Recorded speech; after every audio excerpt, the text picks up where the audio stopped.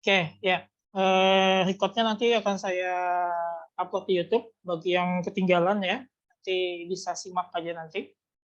Oke, saya akan mulai langsung karena kita hari ini sama seperti PPKN kemarin, kita akan belajar daring juga ya. Jadi selama bulan Ramadan kita akan pembelajarannya daring seperti itu ya. Nah, saya akan mulai di materi kita di fisika. Kita nggak banyak waktunya, sisa mungkin beberapa menit aja lagi.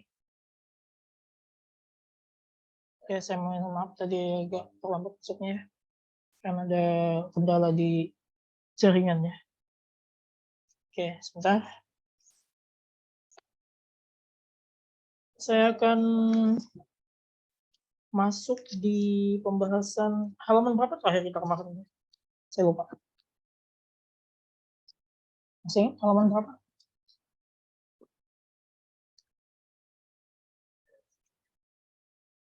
Halaman berapa ya?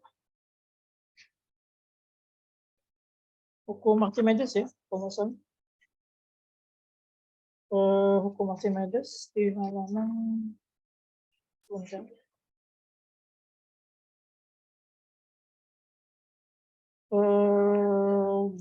ya kemarin halaman 127 ya, pertemuan terakhir di fisika sebelum libur kemarin. Nah, hari ini kan saya masuk ke halaman 128. Halaman 128 terkait tentang benda mengapung, tenggelam, dan melayang. Benda itu ada benda mengapung, kemudian ada tenggelam,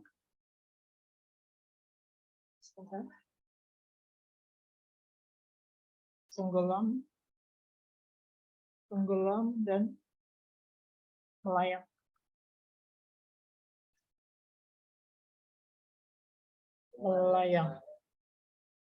Melayang ya. Nah, di dalam buku kalian itu disebutkan, masih ingat kan, ada dengan peristiwa mengapung, tenggelam, dan melayang ketika suatu benda dicelupkan dalam zat cair ya. Ketika benda dicelupkan ke dalam zat cair. Untuk mengingatkan kembali, perhatikan gambar berikut. Itu ada gambar ya, ada timah kalau dicelupkan ke dalam air atau cairan ya, itu dia akan tenggelam ya. Kuningan akan tenggelam, es akan terapung, kayu akan terapung, gabus akan terapung. Jadi di sana di konsep hukum Archimedes ada konsep mengapung. Mengapung itu apa? Akan saya definisikan dulu mengapung. Mengapung adalah ketika sebuah benda itu berada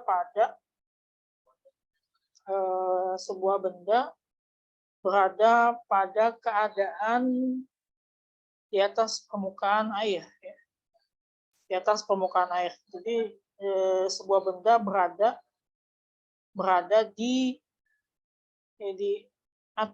permukaan, di atas ya, di permukaan zat cair. Ya, di permukaan zat cair ya. Zat cair. Nah, di sini ya dikatakan benda itu mengapung ya. Ini ada zat cair, kemudian bendanya berada di permukaan. Nah, ini disebut sebagai mengapung. Mengapa seperti itu? Nah, karena kalau kita tinjau dari massa jenis ya, rho benda itu lebih kecil daripada rho air. Nah, saya ambil contoh di sini adalah air ya. Nah, rho benda atau massa jenis benda itu lebih kecil daripada massa jenis air, sehingga benda tersebut terapung. Jadi kalau kita kaitkan dengan massa jenis, jadi benda itu kan kalau kita katakan dia memiliki massa ya. Hukum massa jenis kemarin kita punya rho sama dengan massa per volume. Nah, kalau saya ingin mencari massa sama dengan rho dikali volume. Nah, rho, jadi setiap benda yang bermassa, dia memiliki yang namanya massa jenis dan volume benda tersebut. Sehingga dia memiliki namanya massa. Sehingga kalau saya kaitkan dengan hukum massa jenis, nah maka rho sama dengan massa per volume. Nah, maka rho benda ketika dia mengapung lebih kecil daripada roh air, sehingga dia dikatakan benda ini bersifat ringan, ya, ketika rohnya lebih kecil daripada rohnya cairan tersebut. Yang disebut sebagai benda itu mengapung. Kemudian kedua, benda itu dikatakan dia melayang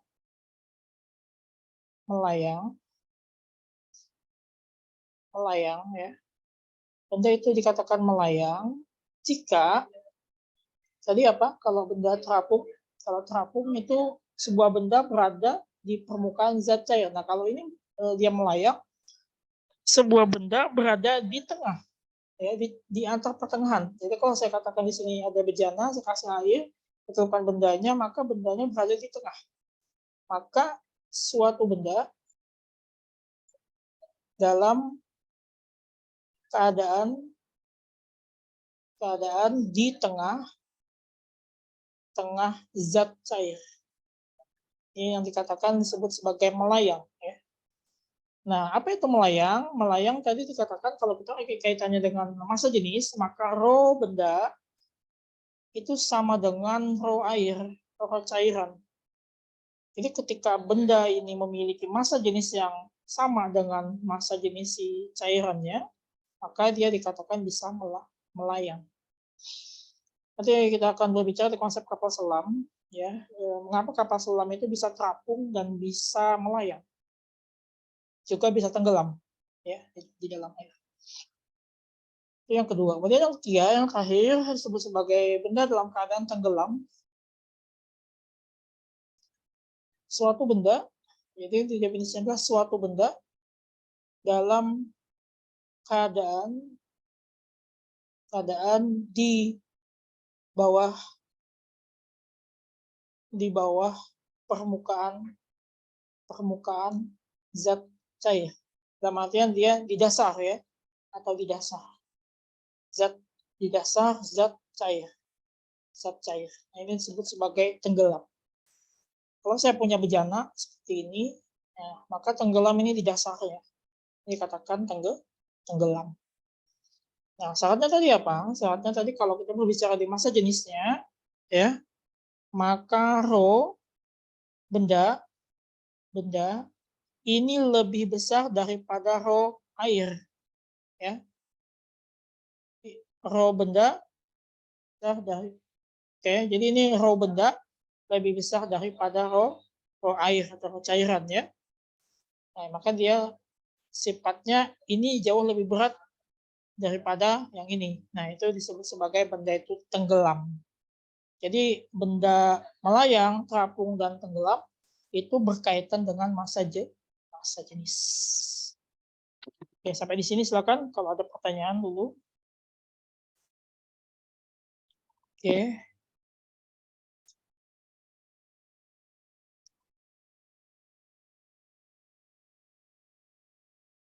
Oke, kemudian kalau tidak ada pertanyaan selanjutnya, kita masih punya waktu mungkin sekitar 10 menit lagi, ya. Oke.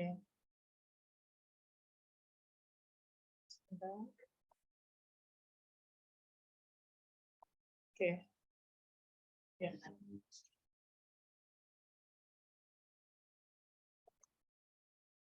Kalau tidak ada pertanyaan, selanjutnya dengan yang berikutnya.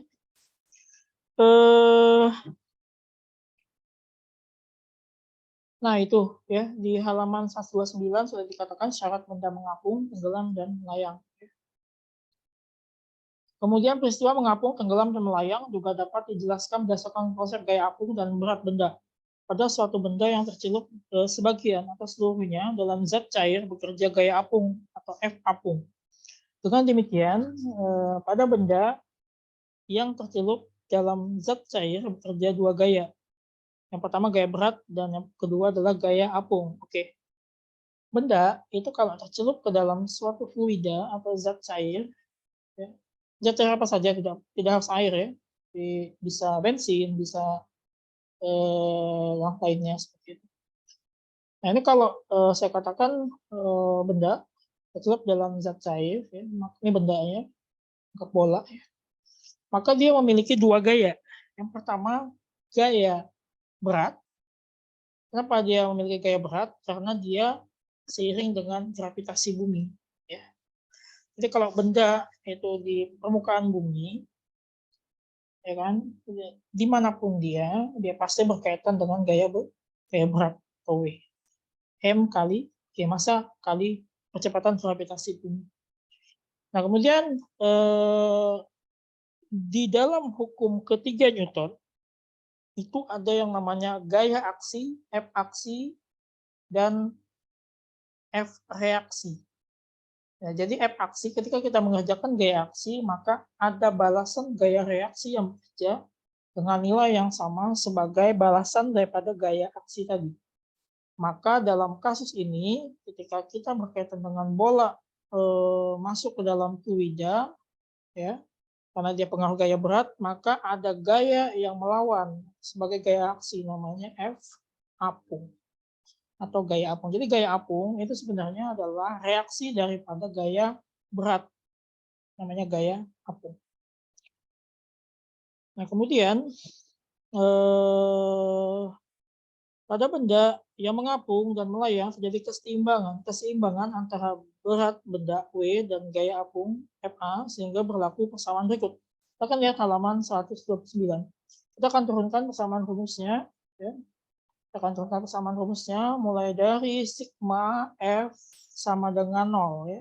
Kenapa harus sigma F sama dengan 0? Tidak sigma F sama dengan M kali A? Karena benda itu dikatakan diam, ya, berdasarkan hukum 1 Newton. Benda pada awalnya diam maka akan tetap diam kecuali ada gaya yang bekerja padanya. Itu hukum 1 Newton. Maka kalau saya katakan sigma F sama dengan 0, maka di sana akan ada kembali ke hukum ketiga Newton, ini berkaitan juga dengan hukum ketiga Newton, maka di situ saya katakan F apung, ya, F apung plus, jadi saya katakan di sini naik ini adalah plus, ya kalau saya ke sini, sorry sebentar. Nah, ini saya katakan adalah plus, maka ke bawahnya adalah negatif. Ya, ke bawahnya adalah negatif. Bawahnya adalah negatif. Maka kalau ke sana plus, ke bawah negatif. Maka F apung ini plus, berkebalikan arah dengan ini, maka nilainya W sama-sama F, ya. W ini kan adalah sama dengan F, ya. Kenapa W disejajarkan dengan F? Ya karena W sama dengan gaya. Ya. Harus sama dengan 0. Nah, kita pakai 0. Nah, maka kalau ingin mencari W, ya, W, min W sama dengan ini pindah ke sana berarti negatif F. Nah, kalau kayak gini kan jelek ya hasilnya ya. Kalau supaya ingin mencari nilai W saja, berarti kalikan dengan min 1. Maka ini bernilai W, ini bernilai F. Maka W sama dengan F. F-nya apa? F-nya FA, F apung. Jadi apa namanya? Si massa, si berat, gaya berat sama dengan F apung.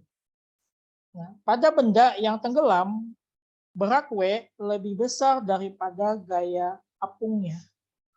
Nah, jadi betul, ketika kita berkaitan dengan yang tenggelam tadi, gaya beratnya jauh lebih besar daripada gaya apung. Sehingga dia tenggelam. Nah, kalau berkaitan dengan gaya apung, kalau yang melayang, gaya apung dengan gaya beratnya sama. Sedangkan kalau gaya apungnya lebih besar daripada gaya berat, maka dia akan terapung. Namanya saja apung, ya maka dia terapung. Nah, perhatikan syarat-syarat berikut. Gitu ya. Itu sudah saya jelaskan tadi. Ya. Benda itu berkaitan dengan volumenya. Nah, syarat mengapung sama dengan syarat melayang, yaitu berat benda sama dengan gaya apung. W sama dengan F apung. Perbedaan keduanya terletak pada volume benda yang tercelup dalam zat cair atau volume benda dalam fluida. Jadi PBF ini singkatan dari volume benda yang tercelup dalam fluida. Ya. Singkatan dari volume benda yang tercelup dalam fluida.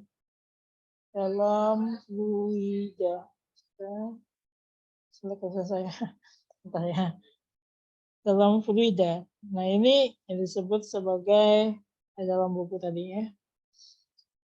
Maka sehingga volume benda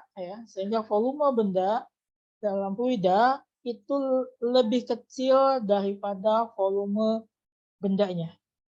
Jadi volume benda yang tercelup ke dalam fluida itu lebih kecil daripada volume bendanya. Kenapa seperti itu? Nanti kita akan berbicara di hukum Archimedes yang kemarin sudah saya jelaskan ya di kelas, bahwa ketika benda itu dimasukkan ke dalam fluida, maka dia akan kehilangan sebagian masanya, jadi kehilangan sebagian beratnya.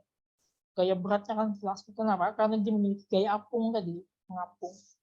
Sehingga ketika benda ini digantung, ya kan, berbeda dengan benda ini ketika dia masuk ke dalam fluidanya. Makanya volume benda dalam fluida itu lebih kecil ketimbang volume benda tersebut. Pada peristiwa melayang, maka balikannya itu sama dengan, ya kan? Dan ketika tenggelam, ini kalau melayang sama dengan, kalau tenggelam lebih besar. Itu yang disebut sebagai syarat mengapung, melayang, dan tenggelam. Oke, masih ada waktu. Lagi. Halaman 130. Silakan dilihat.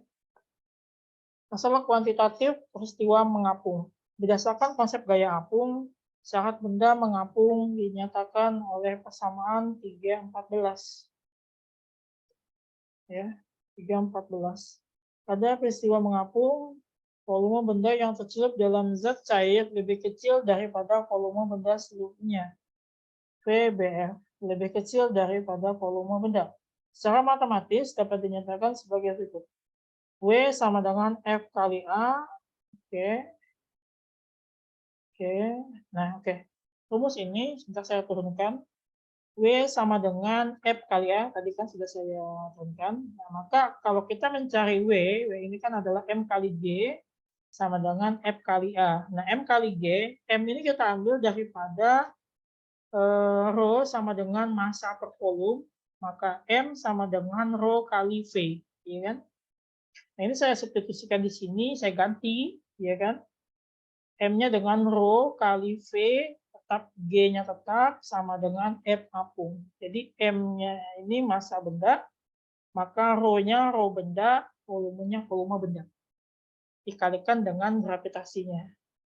Nah, maka F apung tadi kita sudah jelaskan di sebelumnya kemarin, F apung itu sama dengan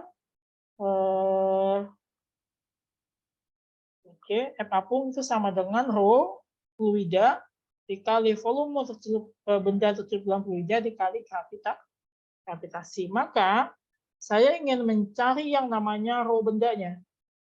Maka rho bendanya, rho-nya tetap, ininya tetap, maka rho benda sama dengan ininya tetap, rho fluida kali V, volume benda tercelup fluida, kali gravitasi, dibagi dengan volume benda dikali gravitasi.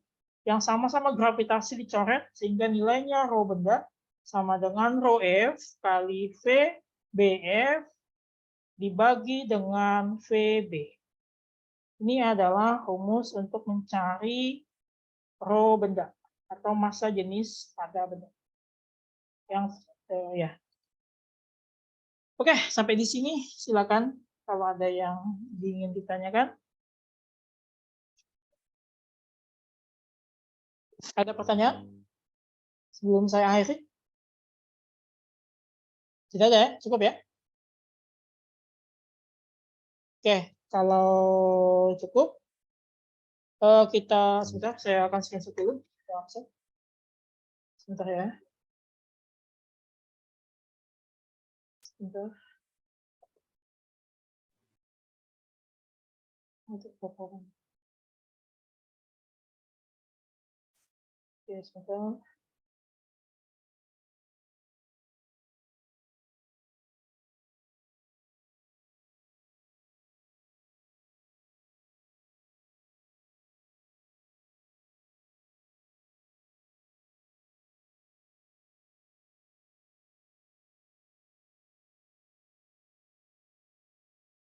Oke, kalau tidak ada pertanyaan, saya cukupkan. Terima kasih atas partisipasinya. Saya Eri. Assalamualaikum warahmatullahi wabarakatuh.